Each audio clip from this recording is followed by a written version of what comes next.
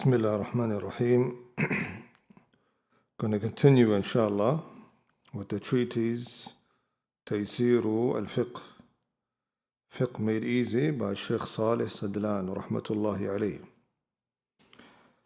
We're resuming the topic of zakat, one of the pillars of Islam.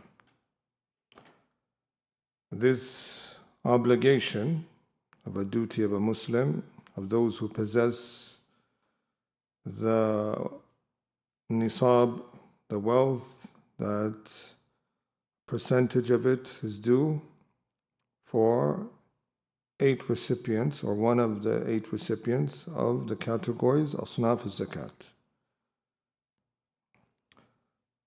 طيب, we left off in this subject regarding zakatu al-kharij min al-ard. From the types of zakat, zakat on agriculture produce, or what grows from the ground. So we want to take that zakat, inshallah. Firstly, zakat, it was obliged in terms of its tafasil, the legal rulings of its details, the ansiba, what tafasil they say, the actual amounts, when the second year after the hijrah, السنة الثانية من بعد الهجرة. But zakat was an act that was mentioned in certain verses that were Makkiyah. And perhaps it has a general meaning of just purifying one's wealth, or giving in charity and alms, or it has the general obligation was revealed in Mecca, but the details of it was clarified in Medina. That's how you can reconcile. So this or that, inshallah.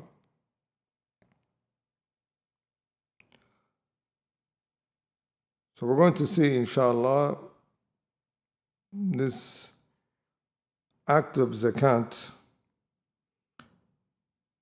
It's going to mention the conditions, the shurut.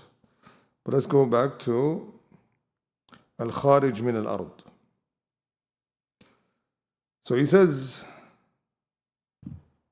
تجب الزكاة في الحبوب كلها وفي كل ثمر يكال ويدخر كتمر وزبيب ويعتبر بلوغ النصاب ومقداره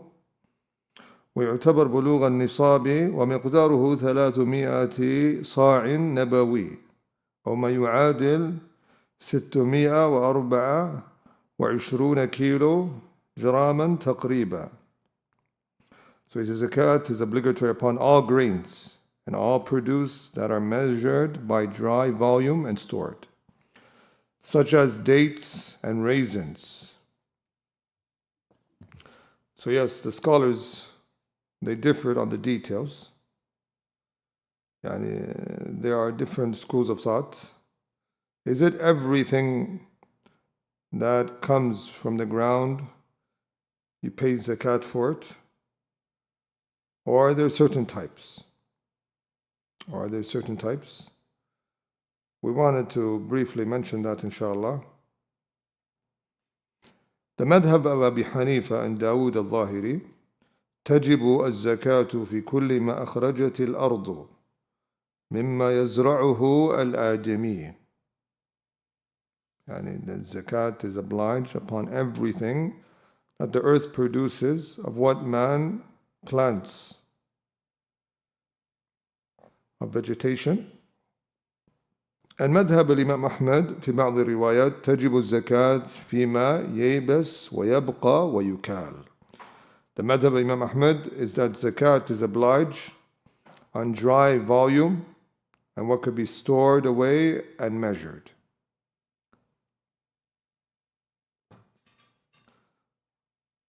But as for vegetation, like wet vegetation, al-khadrawat, wal-fawakih, طماطم, tomatoes, fruits, they say this is not what's intended.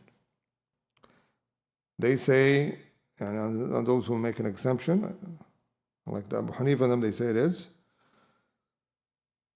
Those scholars who they say it's not included, they say you can only, when is it zakat? When it comes to tijara, when you're doing it for business related, and that's going to come. They say إذا كانت الخضروات والفواكه للتجارة فإن قيمتها تزكى كسائر عروض التجارة إذا بلغت النصاب وحال عليها الحول. So certain vegetables, fruits, if it's used for business as merchandise, then you take its value after one whole year of a lunar year going over it, then you pay of its value in the market alongside any profit, and you do zakat. That's their opinion generally. So that's why Shaykh bin Baz says ليس في الفواكه ونحوها من الخضروات من خضروات التي لا تكال ولا تدخر كالبطيخ والرمان ونحوهما zakat.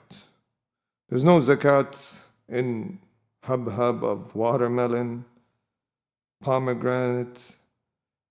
These are things that they're saying cannot be stored away of dry volume.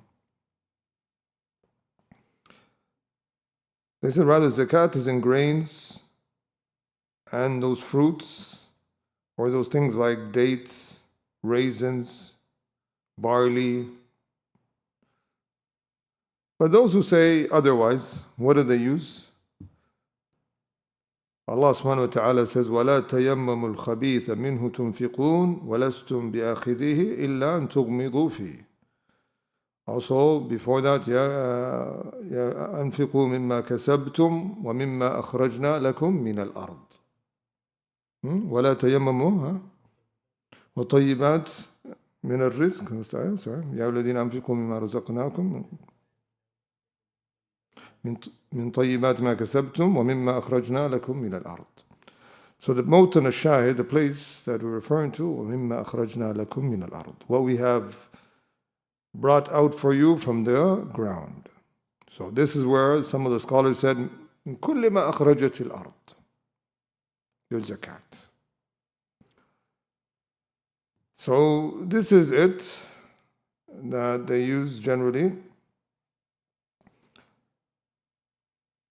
But when you really look at this, we're going to see there's a hadith, brothers, that it's إذا جاء نهر الله بطل نهر معقل, brothers. It's what decides in this topic.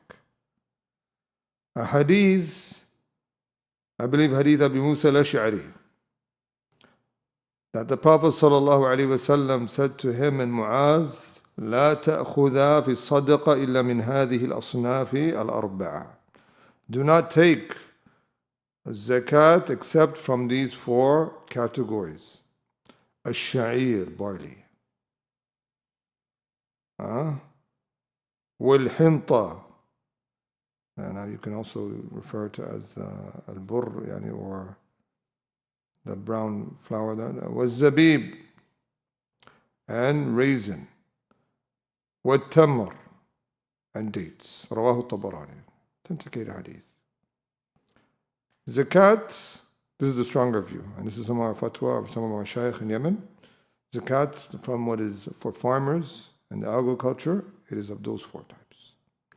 لا غير, but there's no other than that, because of this hadith. So you won't stretch it more than that. And even those hadith that come about, for example, there's zakat for asal, honey. Those hadith have weaknesses, and there's a long discussion regarding some of its meanings, relating statements of Umar al-Khattab, what could be really understood. But this is it, inshallah. This is it. And what's here mentions the nisab, it is specifically to it, because it comes خمسة أوسق. الوسق is 60 صاعا, brothers. So it comes at the measurement for what's produced on the ground. What is the nisab that we say you decide when it's wajib for that farmer or the person who possesses it to pay the zakat is 5 wisq. And there's nothing, no zakat obliged under that. This comes in Hadith in Bukhari Muslim. And each wisq of a measurement is 60 sa'. Sa' is like 4 handfuls. So when they do the math,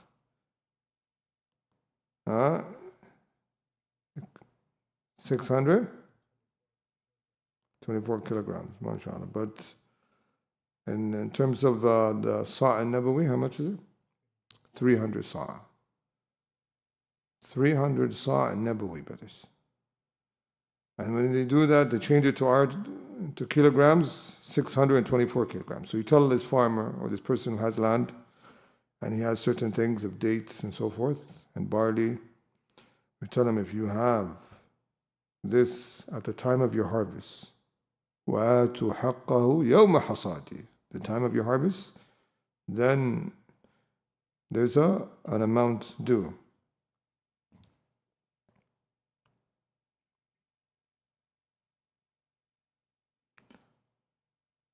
Then he says, different varieties of the same produce, such as different types of dates, will be weighed together to reach the nisab. So even if a person has different amount, he has a percentage of dates and flour, if he puts them together, if it meets this amount, he pays the zakat. So not only individually, it could also be brought together. What is obligatory concerning grains and produce? What is 1/10 al-ushr of the produce is to be given from the produce of land that is naturally ingraded, such as by rainwater only. So he mentions al-ushr fima suqiya bila ma'una kal-amtar. So it's 10th.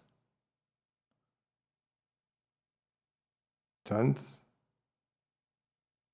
is given if it is by natural rainwater. He didn't do much. Next one, 1/20th is to be given from the produce of the land that is aggregated by man-engineered means, such as by water from canals and so forth.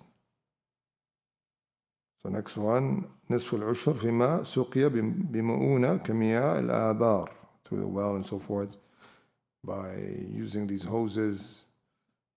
The effort is given, in other words. How much is that in percentage, brothers? 5%. So we have 10% and we have 5%. Then ثلاثة أرباع العشر فيما سقي تارة بمؤونة وتارة بغيرها. So if it's a mixture, sometimes it's rain, natural rainwater, and sometimes his hard work, then it's going to be, I believe, 7.5%? 7.5%. ثلاثة أرباع العشر. He's going to give it of that. So he takes of everything that he has, not just the nisab. He checks at the time of harvest how much he has, and he gives maybe 5% or 10% or 7.5% upon that. But this one is 7.5%. Some, I believe, ijtihad of some of the scholars. And some of them, I believe it, they mention certain things for that. But the main narration in Bukhari, فيما سقط السماء والعيون أو كان أثريا العشر وما سقي بالنضح نصف العشر. So the hadith explains it. طيب, moving on. تجب الزكاة إذا اشتد الحب وبدأ صلاحه الثمر. It's beautiful to study this in English or in your language that you're used to. Because sometimes studying these things in language where a person doesn't know some of the terminologies or is not used to it, it could be more complicated. maybe more complex. So sometimes understanding with Arabic and English can help. There's no zakat on vegetables and fruits. Type. So then it says here, I believe that they skipped that part in English. So when does it, when the grain becomes strong enough, it's hard, the farmer will know.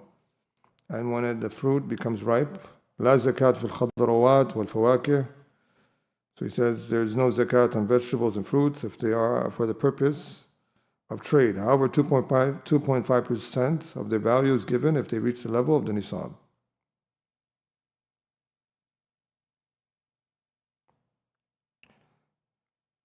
طيب, and are in one's possession for 1 year.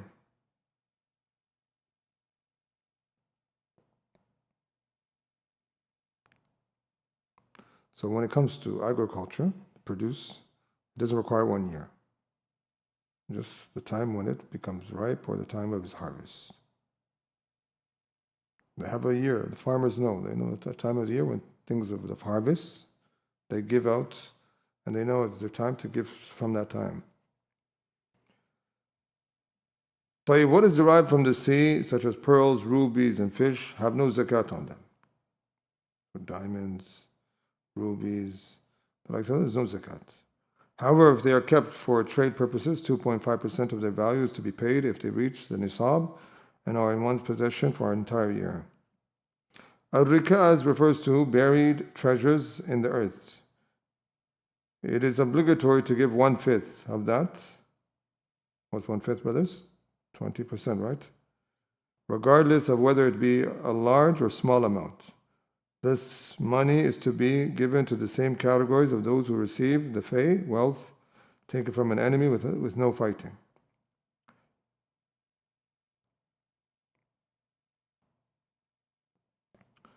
And these sometimes are affairs of the dawla, and sometimes those who pick it and find it, it's up to their duty to do so.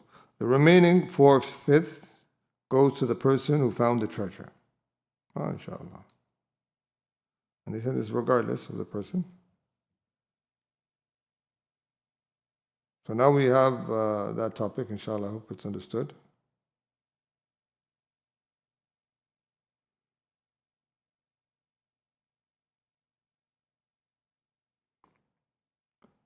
So there's no threshold for agriculture. Basically, the threshold is just typically 5 wasq, roughly equivalent to 653 kilograms of grain. Some say less, a little bit more. Each crop type must reach its own nisab level. That's what some say, but some say you can mix it. For grains, this is when the grains are fully mature and ready to be separated from the husk. For fruits like dates and grapes, it's when they ripen and become suitable for consumption. Zakat can be paid in the form of the harvested crop itself or its monetary value. Yes, so you don't have to give the actual from what's harvested of the crops. You can actually give the monetary value. ما يعادله من المال. طيب, الآن موضوع آخر إن شاء الله. Zakat on merchandise goods. Zakat على عروض التجارة. تسمعون عن هذه العبارة? This is a common wording. Zakat on عروض التجارة. جمهور العلماء, the vast of the ulama, even some have quoted a consensus, that عروض التجارة, merchandise goods, are those that are kept for purpose of buying and selling in order to make a profit, whether they be immovable property, food, drink, utensils, and so forth. And things that are up for sale for business related of buying and selling, not for renting. عروض التجارة is not relating to renting. It's for buying and selling. You have goods up for sale. If the value of the merchandise goods, and the vast majority of ulama see this, there's been attributed that some didn't see this, we'll speak about that. If the value of the merchandise, like from the contemporary ulama, they don't see zakat ala urud al-tijara, is Al-Albani, and also Sheikh Muqbil. And there was once our Sheikh Yahya ibn Ali Hajuri used to see this view, then he recanted and he went to the opinion of the Jumhur al-Ulama. to the opinion of the vast majority of the ulama. And they brought a lot of heavy proofs. We'll speak about that. If the value of the merchandise goods reaches the nisab, the monetary assets, and if the goods are in one's possession for 1 year, then zakat becomes obligatory upon them for 2.5% of the total value. I want to bring out this proof. Where do we get the proof for 1 year? Person asking, why do I have to wait 1 year to say it becomes wajib to pay zakat?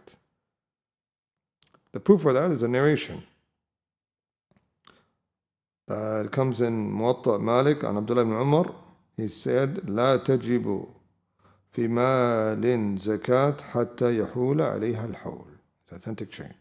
There's no wealth wajib to pay zakat until 1 year goes over it.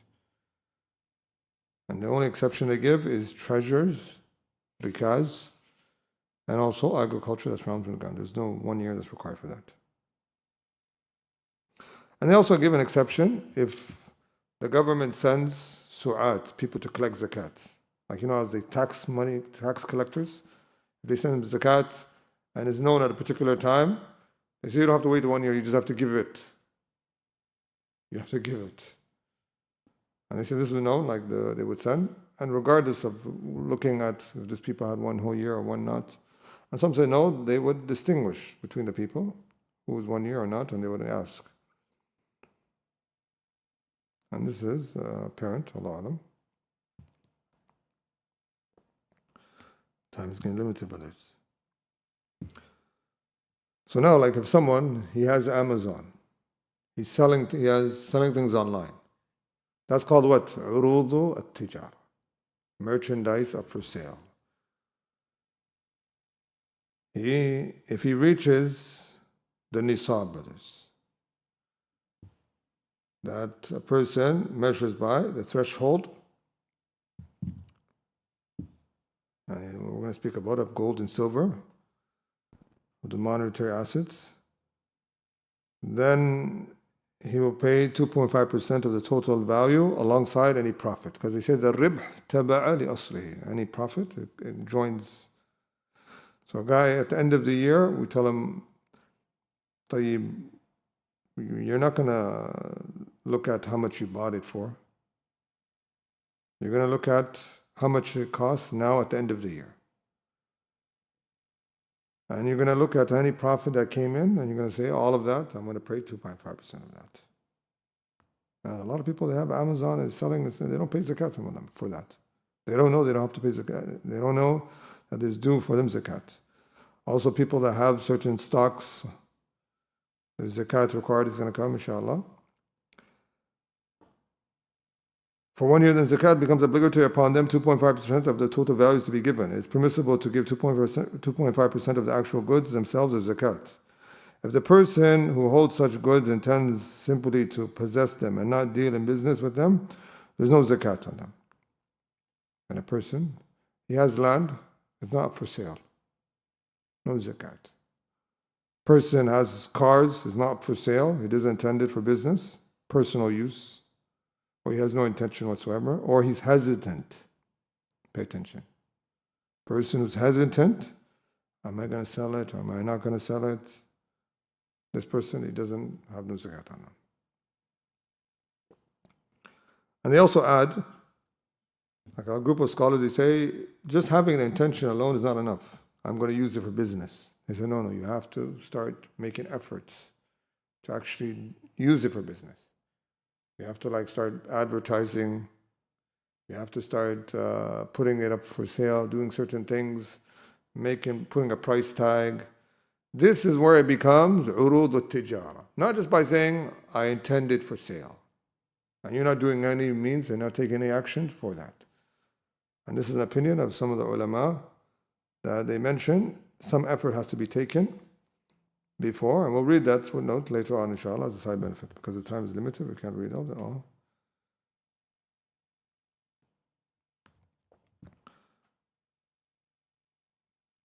The payment for a share or profits from trade have zakat on them if the original principal has been in the person's possession for a year and the amounts reach the nisab.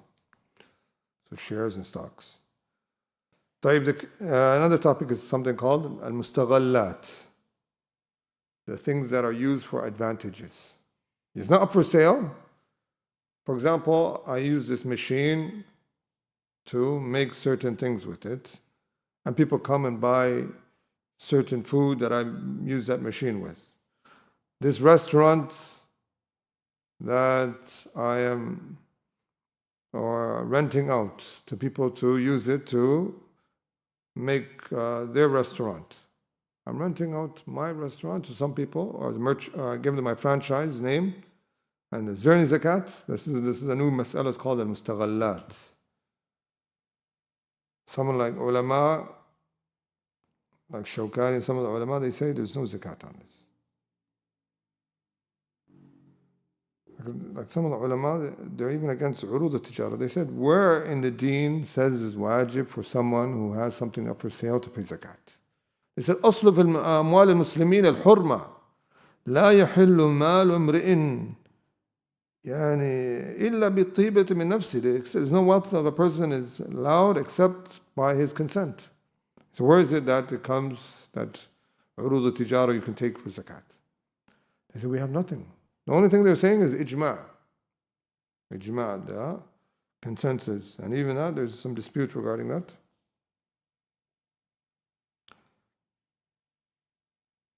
Shahub and some of the ulama, like they say, there's no proof for it. We don't know any proof for urud al-tijara.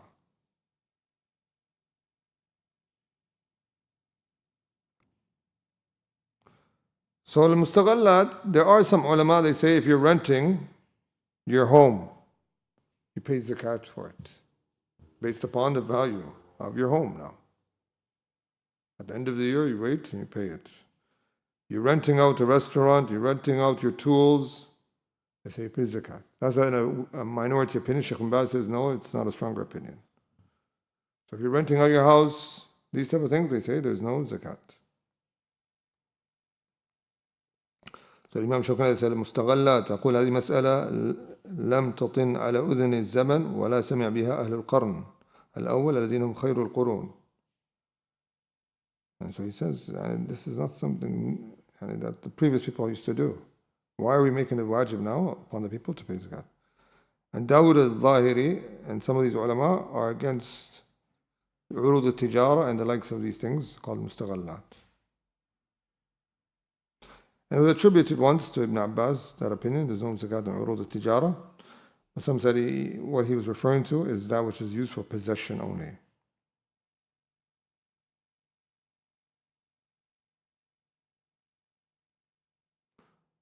طيب, moving on now, inshallah. الوقت ضيق يا جماعة. الله المستعان. We'll come back to the benefits, inshallah, but we just want to make sure we get every topic and then we come back to the benefits.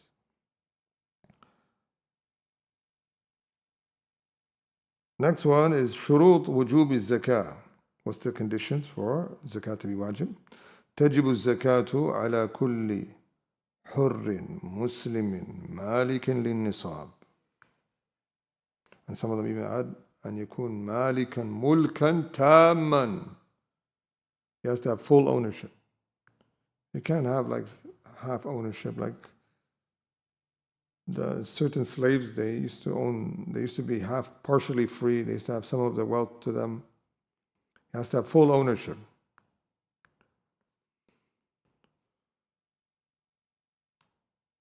Because upon every free Muslim who possesses the nisab, why they say free, he can't be a slave, because they say the owner owns his slave. Yamliku. With a complete and independent ownership, and the property is in his possession for 1 year, except in the case of the ushur, payment made on produce, on what comes out from the ground. Paying the zakat, the time for paying the zakat, one must give the zakat immediately when it becomes due. MashaAllah. That's the origin. وَآتُوا الزَّكَاةَ الْأَمْرُ عَلَى الْفَوْرِ. The origin, that command, is upon immediate demand. Aqimu salat, and once the time comes in, it's wajib for you to hasten to that in terms of, unless it's wajib muwassa', it has some scope. which is the same ruling for oaths and expiation. This is because an imperative that has not been restricted in any way implies immediate response. And Allah has said in the imperative, وَآتُوا الزَّكَاةَ, give the zakat.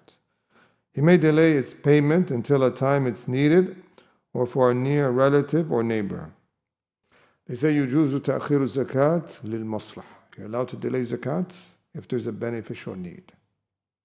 That goes back to the recipients, not to you. They say the ta'khir fi salihihim. It's okay. La bas. If you're delaying for their benefit, it's okay. But just like, right now I'm busy. No, it doesn't work like that. You have to give it. You have to make time. Like a person could delay zakat until he can find people to give.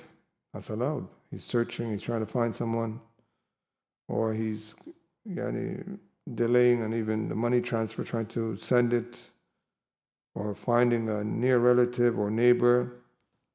He's making the effort. But la ifrat wa la tafrit. He shouldn't go to extremes. And usually a person has within that month. You don't go by the days. Like for example, the first of the month. It's usually by the month. Because Uthman ibn Affan, when he was addressing the people, he said, هذا شهر zakatikum. This is the month of your zakat. So you go by the month. So in that month, people are upon them to try to pay it. They have that. So a person is busy on the first part of the month, in the middle part, the last part. And we'll give the proof for that later on, inshallah. طيب. And we'll speak about, is it better who to give it to? Or just a poor person, or poor, needy relative, or a neighbor. We'll speak about that, inshallah, it's going to come, the recipients. The ruling concerning withholding zakat. Whoever denies the obligation of zakat knowingly and intentionally has committed an act of disbelief, even if he pays the zakat. This is because he has belied Allah, His Messenger, and the consensus of the Muslim community. He is to be asked to repent. If he repents, that is good. If not, he is to be killed as an apostate, meaning in a Muslim government country, established Sharia law. They have, if they do that. If a person withholds the zakat out of greed or being lackadaisical, it's to be taken from him and he's to be punished due to the sin he has committed. The guardians, the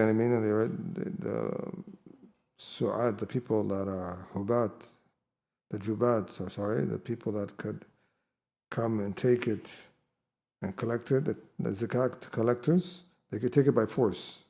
They're authorized by the ruler to do so. The guardians of the young or insane are to pay the zakat on their behalf. That preceded already, that discussion. Recommended acts when paying zakat. One should pay the zakat openly so that he would be free of any suspicion. Because they say zakat, it's like the salawatul khams.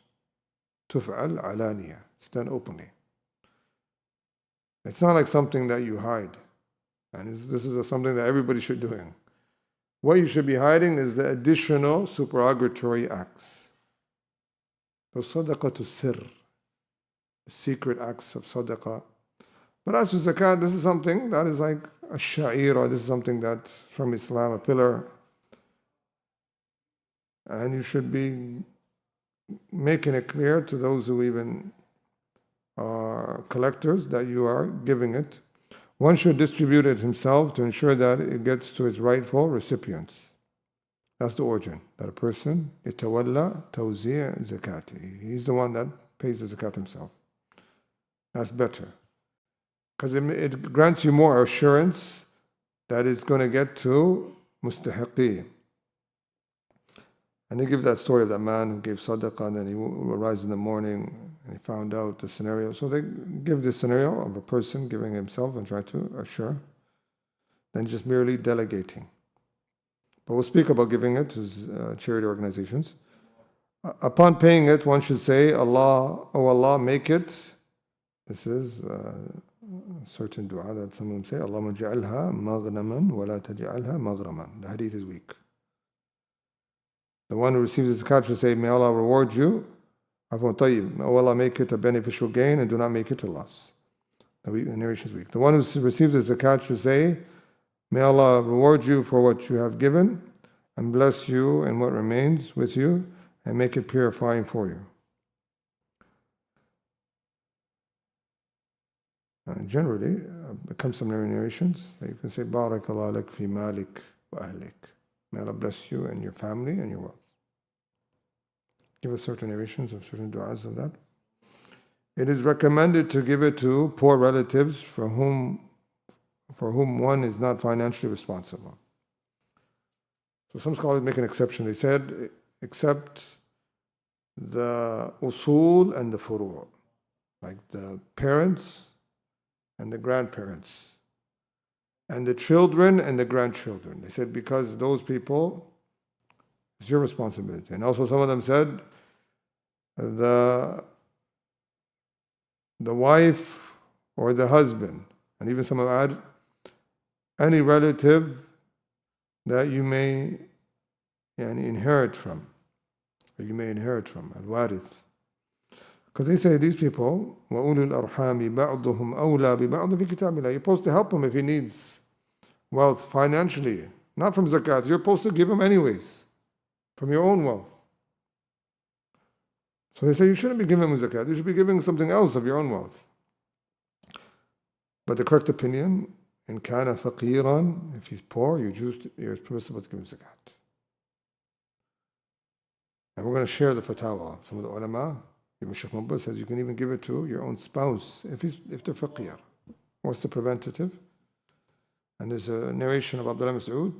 His wife had wealth, and Abdullah Mas'ud said, we are more deserving for her to spend on us. Or certain wordings of that, inshallah. Tayyib, the recipients of zakat, the groups of people to whom one is allowed to give zakat are 8. They're the ones mentioned in Allah's statement. So they're 8 brothers. They're not 9. Now people have all sorts of categories. Mussa'uha, Sheikh. They made it something that has been restricted to a number. They have made it so many recipients now to zakat.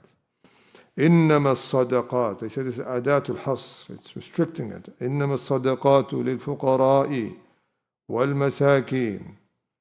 So the first one, hence they are as follows: the poor, those who cannot meet some of their basic needs. Who's a faqir? Some of ulama they differed. Some said al-faqir alladhi la yamlik shay'a. He doesn't own anything. And some said, like Shaykh Salih Fawzan, al-faqir alladhi laysa indahu ma yakfihi li sanati. He doesn't have what is enough for his year income. And that's one. طيب. Some have said al-faqir, he is basically dun al-miskin. He's under the level of miskin. They said a miskin who has half or a little bit more than half, but it doesn't meet his expenses. That's a miskin, brothers. Indahu akthar min al-nisf. He has more than half of his expenses, but it's still not meeting for him. That's a miskin, brothers. And what's the proof? That a miskin could have wealth and he could have a job and he could be entitled to zakat or eligible to zakat. What's the proof for that? Surah Kahf. أما السفينة فكانت لمساكين يعملون في البحر. Allah says they're miskin people, yet they own a ship. MashaAllah. And then يعملون, they work too. And they're entitled to the zakat, they're eligible to the zakat.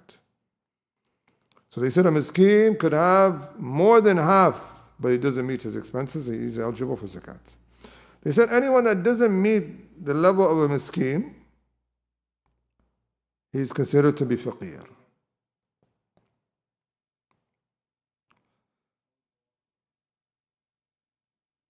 And then they differ. They use a hadith, ليس المسكين الذي ترد إليه اللقمة واللقمتان. The miskin is not the one you just give him something in the street. It's the one that perhaps لا يعرفه الناس, that people may not know that he's in need. His state is very concealing. So the poor is open, the miskin is hidden.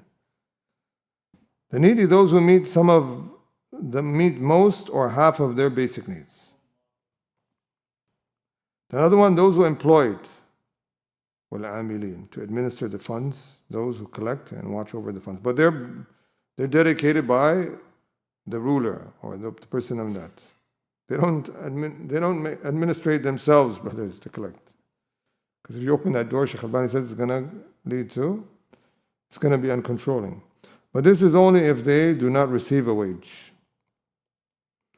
طيب, those whose hearts are to be reconciled, مؤلفة قلوبهم, and they differed on them. They said, like, for example, there's various of types. Someone who's a disbeliever, you're trying to bring him closer to Islam, or someone who's a disbeliever has a lot of evil and you're giving him wealth to ward him off his evil. MashaAllah. And also someone that recently embraced Islam, it comes in narration, أَتَأَلَّفْ قُلُوبُهُم, I'm trying to make them firmer. Yeah, that's what you're supposed to do with reverts. When they come, you're supposed to take them out.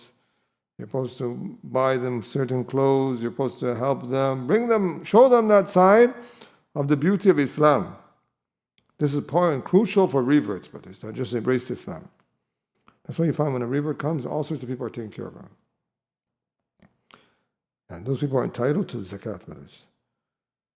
Those whose hearts are to be reconciled to the truth, those leaders of their people who one's hopes will embrace Islam. That's what comes in the narrations. In Ar-Rasul yu'ti man la yakhsha al-faqr. The Prophet gives to the people that don't even fear poverty. And certain people he's just trying to draw them in. Or those who are to be given to repel their harm, or by giving to them one hopes to strengthen their faith or have someone similar embrace Islam. MashaAllah. Number 5, those in bondage.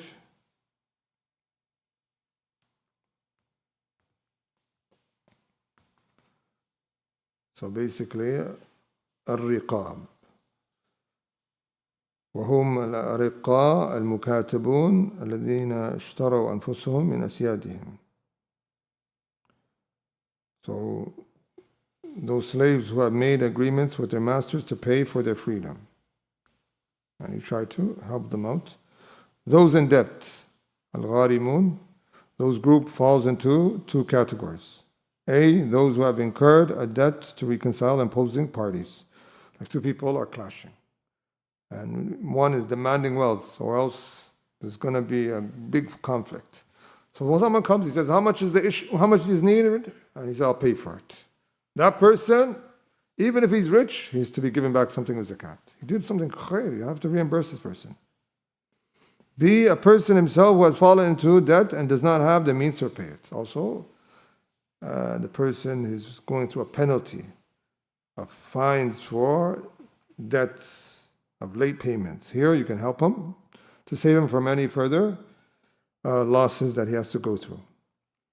Number 7, in the cause of Allah, fi sabilillah, in the cause of Allah, to those volunteer fighters striving for the sake of Allah, if jihad, and those calling to the way of Allah, and those calling to the way of Allah, because some of them say they're in jihad, and whatever helps and supports their activities. Some have said this, that they've stretched the meaning of fi sabilillah, and they said وَالدَّعْوَ إِلَى اللَّهِ وَمَا يُعِينُ عَلَيْهَا. Because they said one يغزو بلسانه والآخر يغزو بسنانه. One is in the cause of Allah with his sword, and the other one is in the cause of Allah with his tongue. Both are entitled to zakat. That's what they're saying. Ibn al-Sabil, huwa al-musafir, and some have said even Hajj comes in narration of fi sabilillah, that Hajj is fi sabilillah, to help someone do Hajj if he can't. But Ibn Arabi, I'm going to mention a statement here, he says, I don't know of one proof to show that zakat could be given for Hajj. And we'll speak about that later when we come to the side benefits, inshallah. The wayfarers, those travelers who are cut off from their homeland and do not have wealth with them that will allow them to reach their homes. So a person He comes, stops over a place, and he's short and wealth to return back. This is a person that give him something of zakat. Tayyib, mashallah. Can we quickly take some side benefits of zakat, and then we'll see if we have time to take zakat al-fitr quickly, so we can start a new chapter next week, inshallah. Then quick side benefit, inshallah.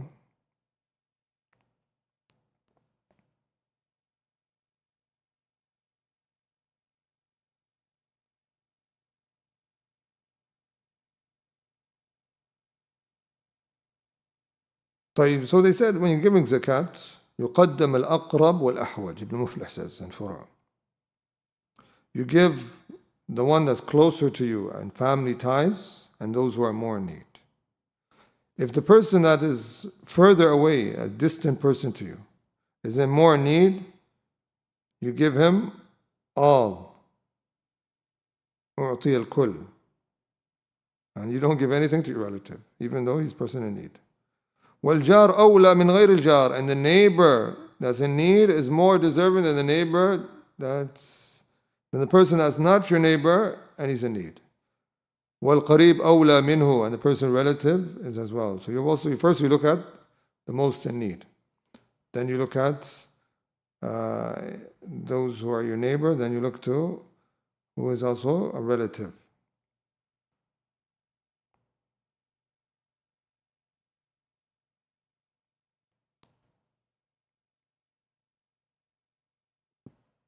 Also, they said it requires intention when giving zakat.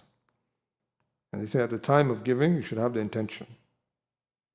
But yes, as well, afterwards, you can say that wealth that I gave you, I intended now for zakat. Like can you, for example, someone owes you money, and you see it's very difficult for him to pay. Can you be like, okay, khalas, I intend that now to be zakat. In my intention, not saying it verbally. Could you do that? Some scholars say that. Some scholars say that. They differed. Some scholars permit that.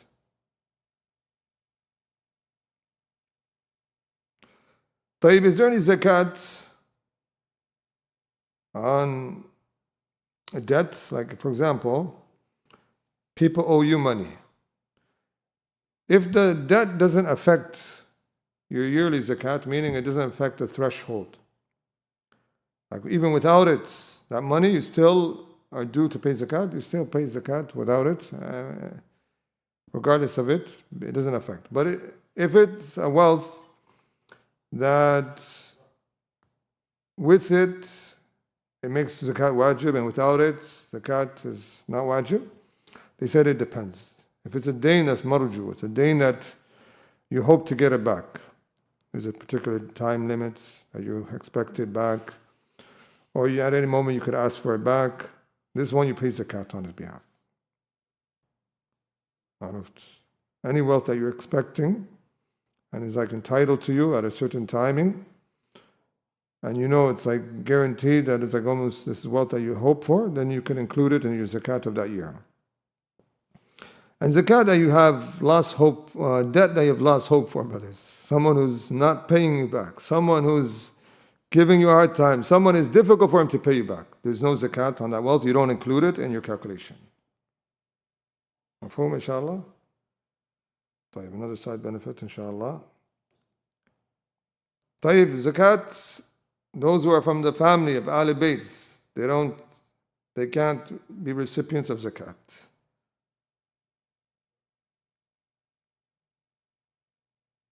So it's good to check your lineage, brothers.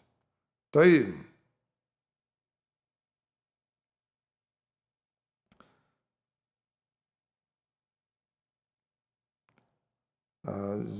Zainab, the wife of Abdul Mas'ud, says, أيحل لي أن أدفع له صدقتي? Is it permissible to give my zakat to my husband? The Prophet said yes. That's what they mentioned.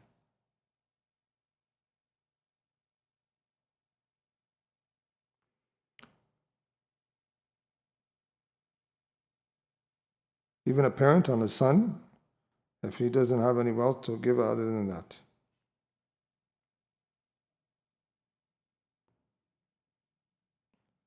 Going back to the cattle and so forth. If someone owns 30 to 39 cows, they would give 1-year-old cow as zakat. If someone owns 40 to 59 cows, they will give a 2-year-old cow. For every additional 10 cows beyond 40, it's 2-year-old cows due as zakat. This is an easy way to remember it, inshallah.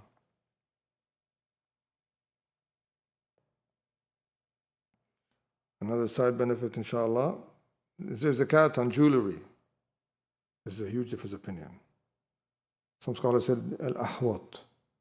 Like some say academically, it's not wajib.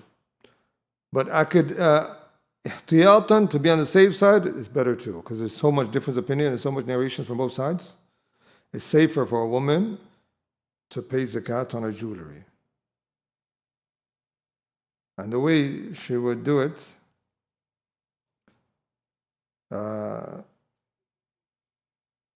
like for example,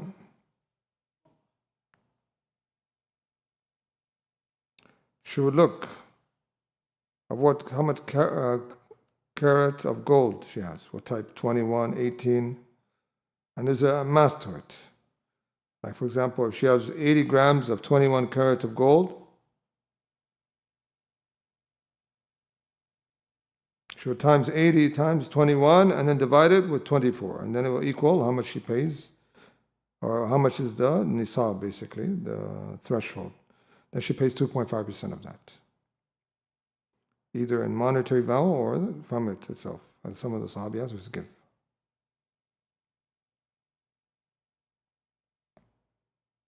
So huge difference of opinion about the whole topic of jewelry, if there's zakat or not.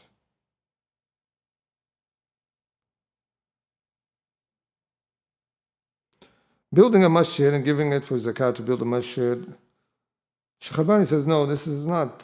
He says this is from sadaqah jariyah, because it comes to hadith, or masjidan bana. If it was from zakat, the Prophet would have added among sadaqah jariyah. And sadaqah jariyah is a voluntary act person does to allow its certain charity to be continuous. So if it was intended to be given for zakat, it wouldn't be under this category for this. So it's an additional act. So Shaykh Albani says, some people added building a masjid, building an Islamic school, building hospitals, all under wa fi sabilillah, cause of Allah. And Shaykh Maz against that as well. So it's better not to give your zakat just for the masjid expenses. It's better to give it to those 8 recipients and give general sadaqah to the masjid. This was reached to. People don't want to give sadaqah to the masjid. The only time is just when it's wajib upon them. That's where it's reaching to, brothers. If a person forgets years or he was negligent on his own shortcomings and not to pay zakat, does he still have to pay zakat? He still has to pay zakat for those years. Some of them are said by the 4 madhabs, all of them say that. Even the madhab al-Zahiri. And they use the proof of Hadith ibn Abbas, Dayn Allah haqqu an yuqda. The debt of Allah is more deserving to be paid back.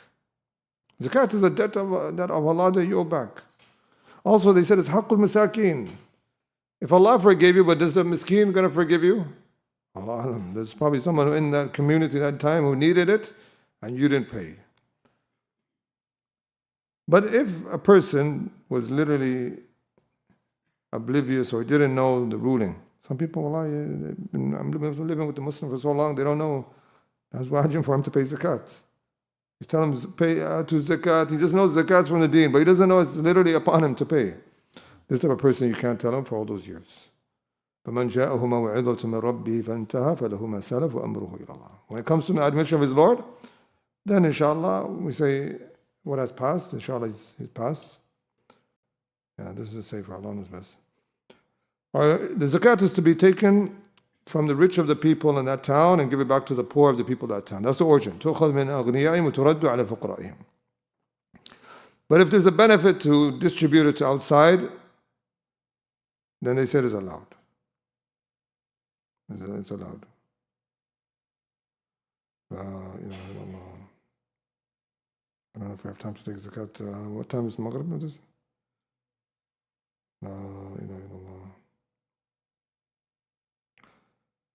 طيب.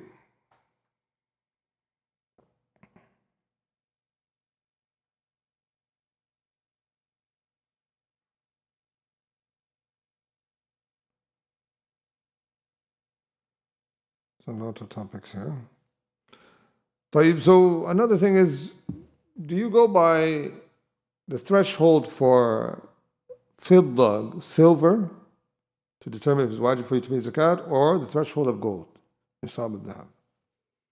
So a lot of the ulama, they say adna al-naqdain, the lowest of the two. And they say usually the lowest of the two is fidda. When some say, no, you go by what is the standard of the market, what really is impacted by the market, which is none other than gold, brothers. Gold is the standard, brothers. And a person can say, but the poor is not going to benefit as much. I say, yeah, the poor is going to benefit some way, somehow, because the money is going to increase. If the gold goes up, the amount that one person is giving is going to be more than if a person were to give small amounts. Like if the amount is lower, the threshold is lower, the amount that each person is giving of zakat sometimes could be in smaller amounts. But in comparison to someone who has a larger amount,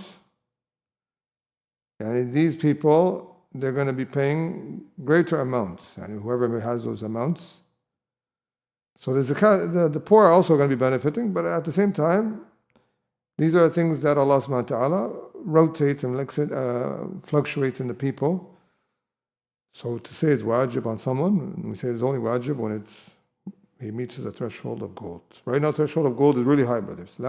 Some of the years ago, it used to be 6,000 or something. Now the threshold of gold is how much?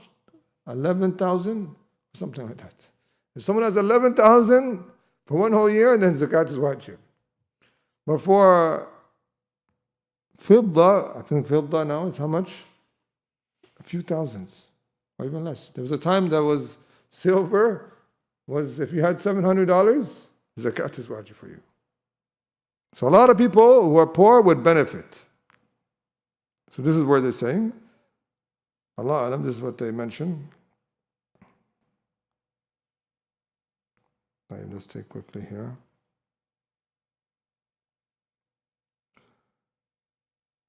What about charity organizations that have all these wealth? Do they have to pay zakat for holding all that wealth? Because they don't own that wealth, there's no zakat upon them, they said. It's not their wealth. They're just holding it for someone else. But it shouldn't just sit in the bank accounts of the masajid. Some masajids have the zakat just sitting there. No, it's supposed to be distributed. It's not just supposed to remain in the bank accounts.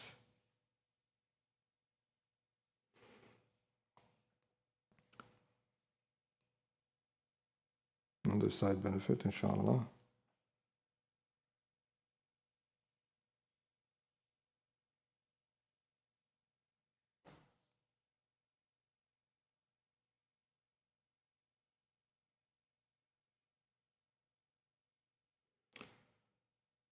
I have a common question. Does the man and wife put their money together? And the origin is that each person considers their wealth separate when calculating the zakat. However, what is permissible in this case is for the wife to delegate her husband to calculate her zakat and pay it on her behalf. That's what they can do. But if they have a joint account and their money's together, they can pay zakat together. There's no harm in that.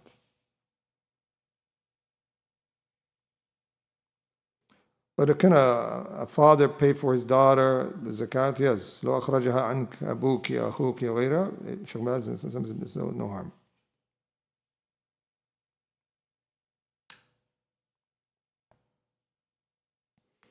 So what about each person in the house? They have jewelry.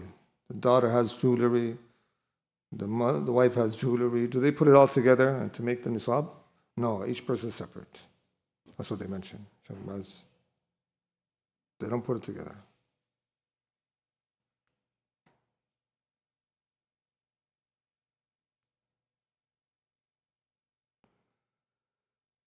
A few more topics, sorry, inshallah.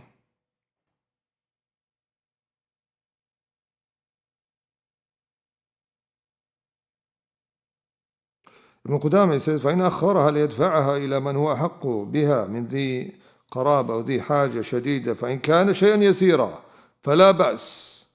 If he delays it just for a short time, just to look for someone who's more in need, there's no harm. It's a very small delay.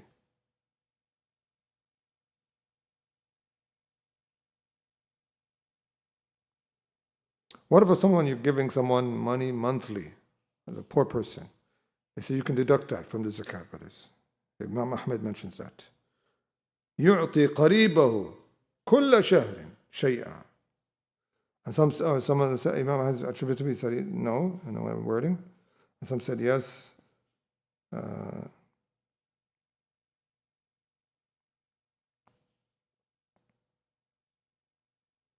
Remind me, brothers, we're missing a lot of topics. La ilaha illallah.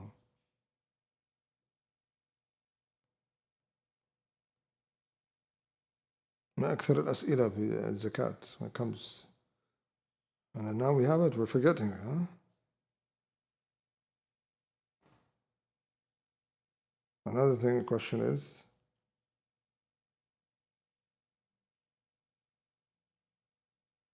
that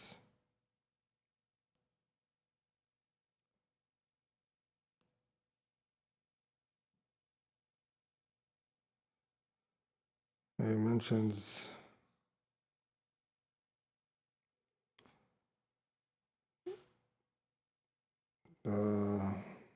can you give, if you have one zakat, can you mix it up and give different portions? Yes, some of them mention that. You give like a miskeen, you can give some of it to poor, you can give something like that. Some have mentioned that.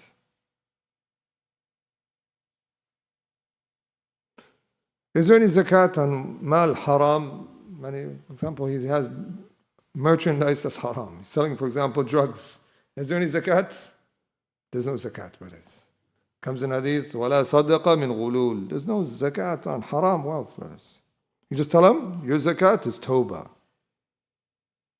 Is tawbah, brother. إِنَّ اللَّهَ طَيِّبٌ لَا يَقْبَلُ إِلَّا طَيِّبًا. Allah is pure and He only accepts as pure.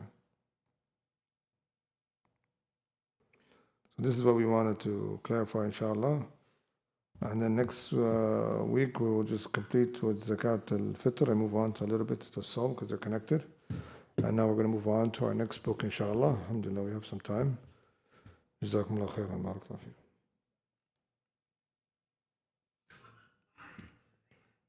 fiik. تفضل بسم الله.